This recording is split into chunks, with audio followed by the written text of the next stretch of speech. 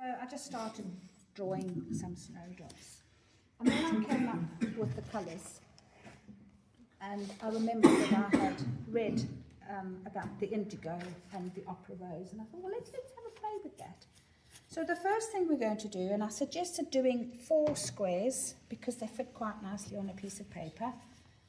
Mine are approximately 12 centimetres square because it's quite a nice size. And I just sat and drew some daffodils. They're not daffodils. Snowdrops. I've done this before, haven't I? I'm just making sure you're all awake. Snowdrops on them. I really wanted to have them a little bit off the wall. And you know what? I just couldn't do like a big, almost abstract snowdrop. It just wasn't in me. I was getting better, but I still haven't got what I really wanted. So I didn't want all the leaves and things. I just wanted the snowdrops because I wanted to play with the background. And then, in order to play with the background, I thought, yeah, well, I can paint around them, but I put some masking fluid over because it is easier ultimately. And that's just masking fluid. It's just masking fluid. And I did use a mapping pen. So if you are not confident on the masking fluid, give me a shout and I'll give you some tips on using the ruling pen or the mapping pen. But to make things quicker, I did a blue Peter moment because I'm sure most of us know. And my masking fluid is now dry. Okay. That is just backs of old paintings, and I am going to do the background on that one.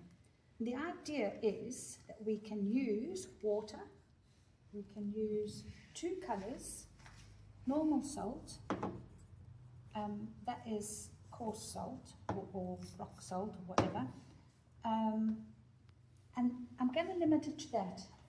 I know we can use cling film, and I know there's thousands of other things that we can use, but if we start putting too many things in at once, we forget how we actually get them. So the trick with this is to have everything ready, and I have decided that I'm going to go with my opera rose and my indigo because that is what started the whole thing off. So I'll make sure that's magenta. Okay, so sitting down, I do have a tissue in my hand because we are going to work wet and wet. Now, you are not going to get 4 done today. It's homework. The reason I have put masking fluid on is so that I can just go right over. And I did start off by being very good and putting masking tape around the edges. And then I thought, you know what, that's just too much of a faff, it's going to take too long. So I just then drew lines, and I thought, well, if I wet it with a square brush, I'll be able to control where I want the water to go. Because it is all about the water doing the work. Right, so I think I have gone over the lines a bit, and so I'm using 425 gram paper, and now I'm just going to start working that paint in. I'm not rushing. My aim is not to do 8 of these in an hour. You cannot rush watercolour.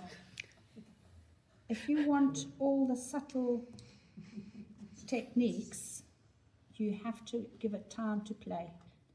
So what I'm doing is I have got a fair amount of water on the surface, and I'm very gently working it in, but if you notice, I'm touching my brush on my wad, and what I'm doing is I'm taking off the excess water off the surface, not only of the paper, but also that which is hanging around on my masking fluid. So if I've got too much water on, it will be uncontrollable. Right, so if I tilt it and I get a bubble, it's too much. I think that's more or less all right. I'm being a bit pedantic because I have gone over the edge. Okay, now I should have had my colours ready, but they're wet, but I should have made 2 puddles. Because the idea is that we are not going to mix our colours at this point on our tile. This indigo is really, really strong. It's very blue compared to my 90 Daniel Smith one. I do quite like this indigo. I love it for storm clouds.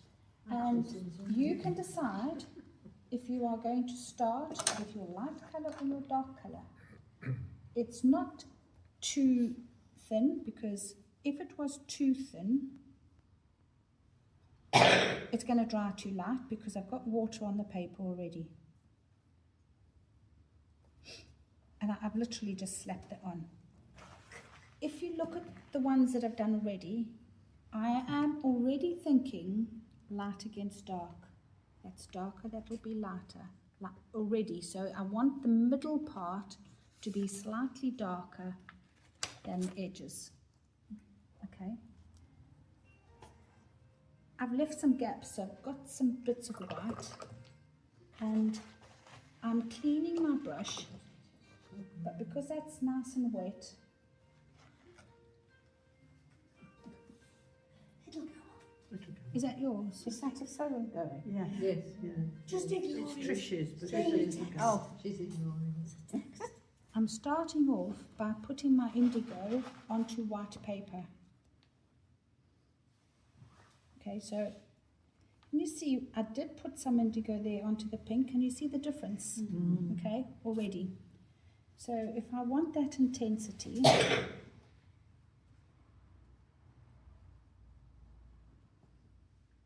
and you can see it running,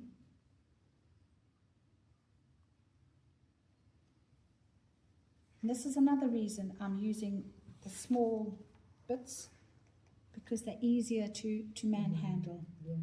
Okay. Yeah. I'm using quite a big brush to start with, because it's allowing me to be more free, which is what I want. And right, I'm starting now to put my colours on top of each other within my background. I'm starting to build up that dark. I actually wanted some in there. Now, I am doing this quite quickly.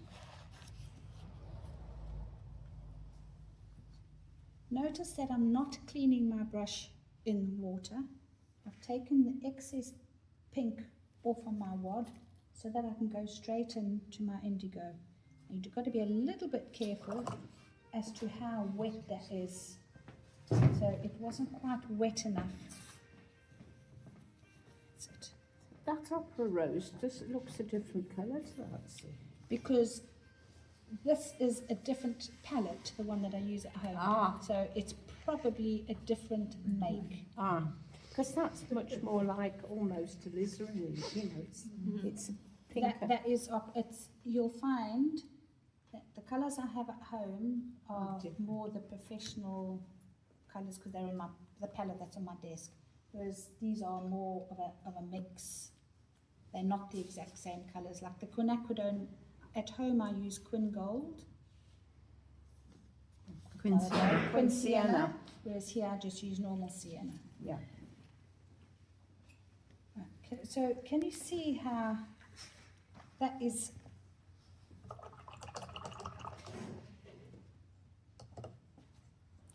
Right, I'm starting to get some lightness in there, and I want a bit more, so I'm going to start dropping in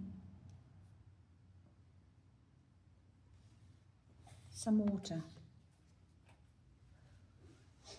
Now, it's entirely up to you. Everyone's is going to be slightly different, because you can't do it exactly the same. My thinking is I want it darker on this edge. But the whole idea is I just want this nice soft background. I want it light there so I can have a darker petal. And I'm just dropping in bits of water to lighten up areas. think that might be a bit dark. Now, I'm going to go in with a slightly smaller brush.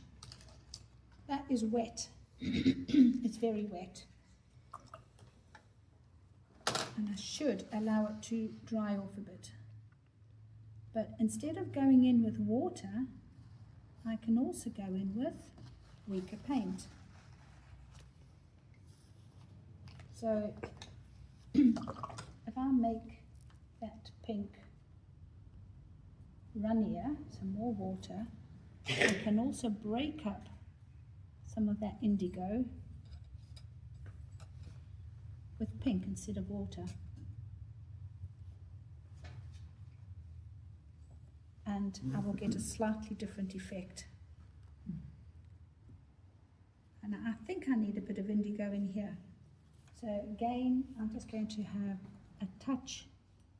Now the indigo will have different effects on, depending on how wet my paper is, and also on how much pink is underneath it.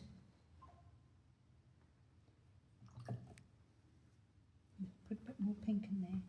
If I find that the paint is not running, I can either add water or I can add a weaker solution of the same colour or another colour that's in the painting.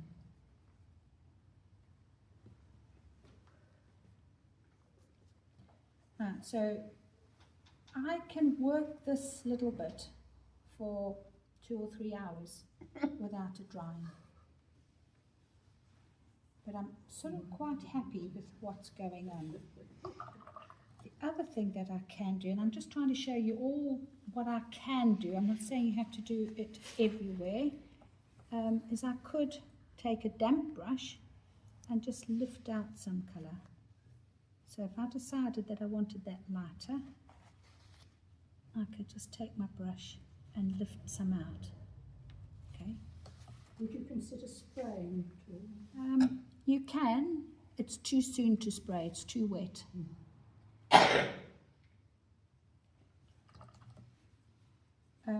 It needs to be a lot drier if you were going to spray.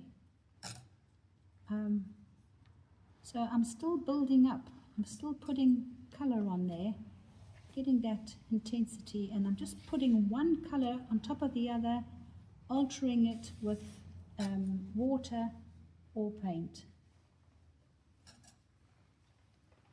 That's all I'm doing. Let's put a little bit more indigo in there. So it's all really nice and wet. I put a little bit more in there. You can see it's wet because I've got the little fingers and I'm just playing. Okay, so there's so much that you can do with this. And at that point, I'm quite liking the hard and the soft, the light and the dark. As I said, I could work a lot more on that. I'm just taking off the excess. I could lift off with my tissue. There's so much I can do, but we're going to just keep it relatively simple. And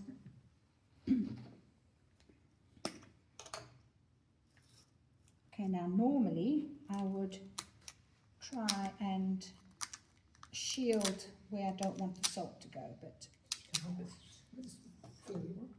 sorry? It's quite hard when you do it out of the Yeah, it is. You're on the side and everything. So I'm going to put it at an angle and hopefully that will dry so that it's not just splodges, there'll be some sort of runs to it.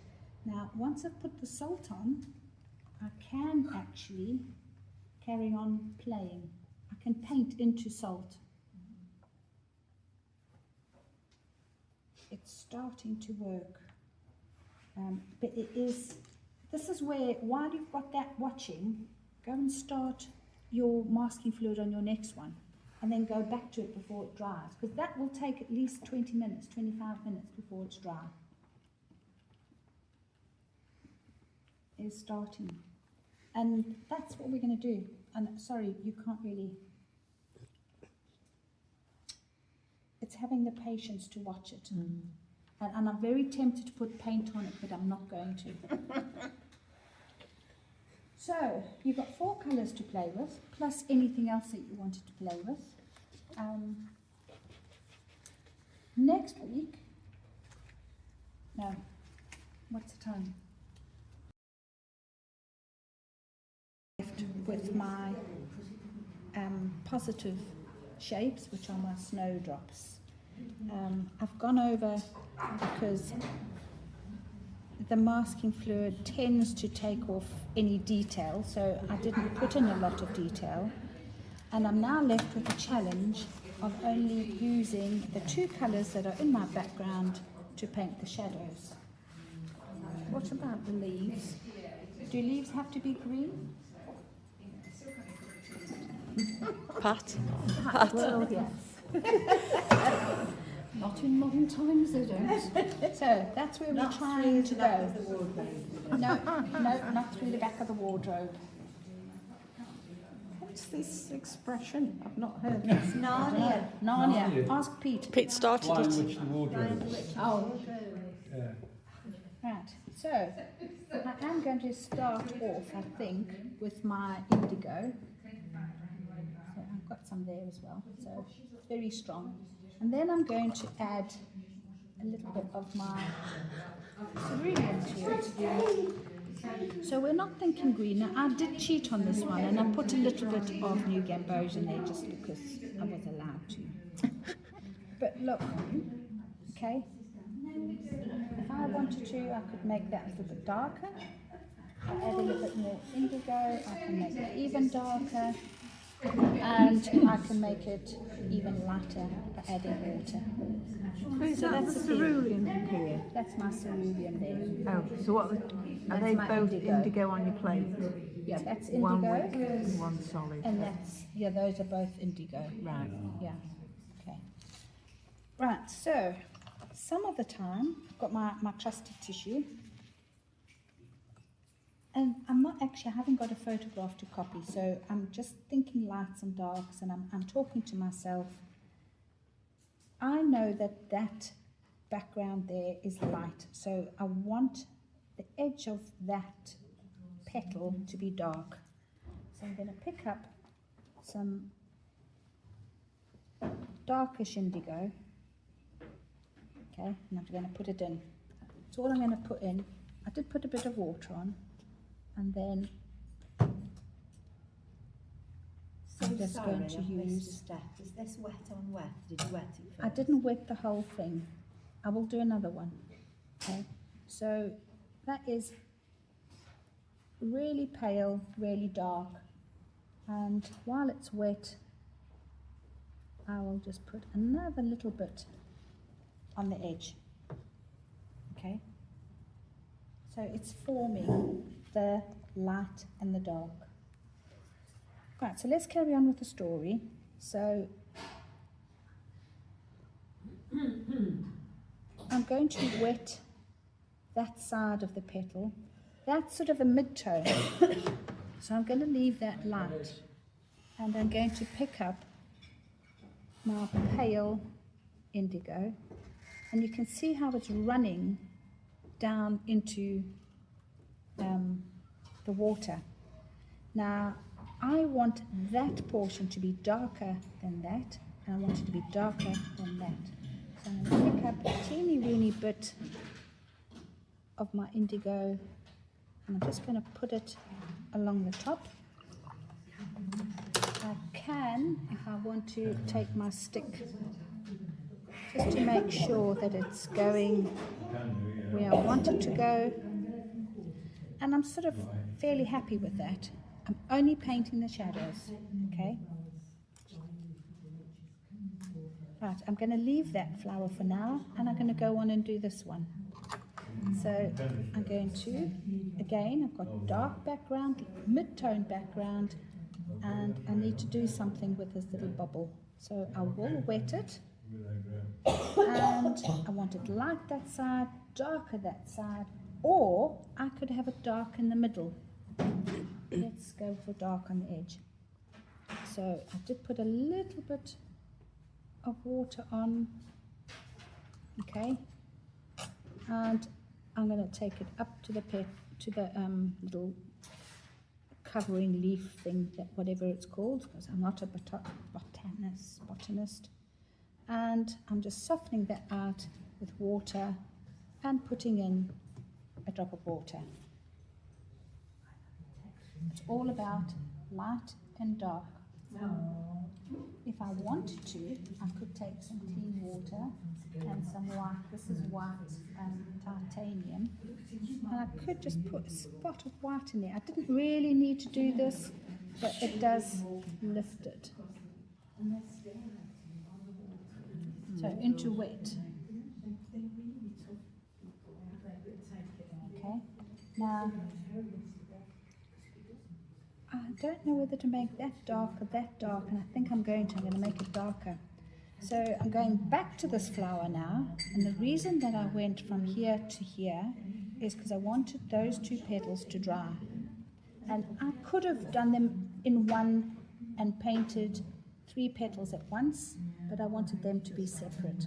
So again, I'm going back to my weak mix and just putting that shadow in. So it's the shadow of the petals that of those 2 petals, but it's not looking right. So I am going to make. I'll just put a bit of white in there, and I've decided that I'm going to make that edge slightly darker and all the way round. That's better. That's looking better. Okay, so it's all about the tone.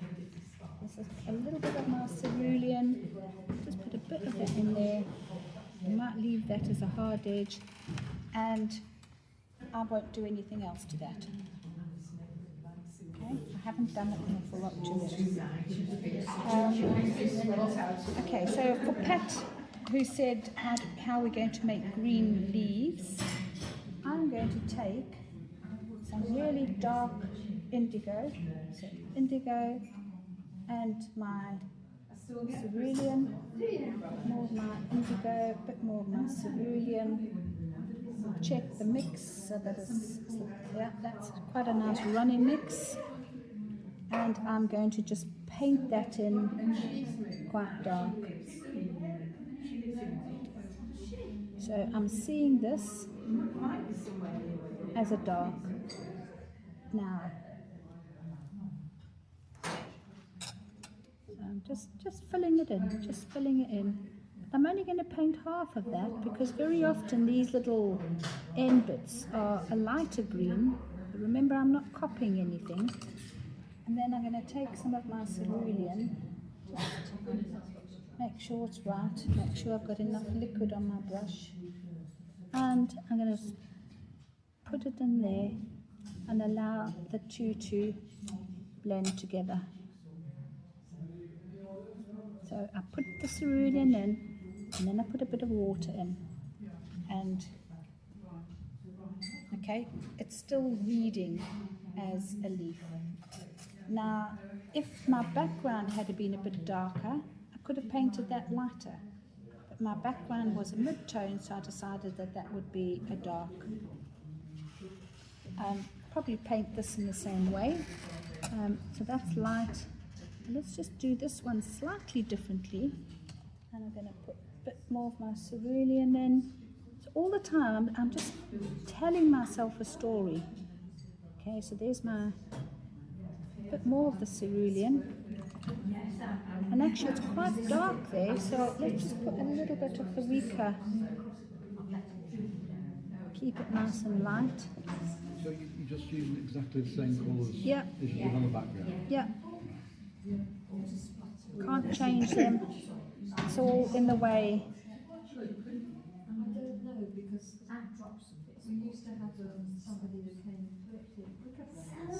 And I'll just bring it down to there for now.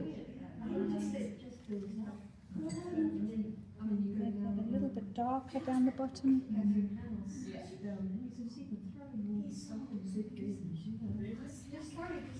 Okay, so I don't have to have each shape standing out in my face. I'm quite happy with that because I don't like that. And I'm just using the stick to cover any white bits. Yeah, quite happy with that. And that's how I'm doing it. 2 colours, and all you're thinking is lights and darks.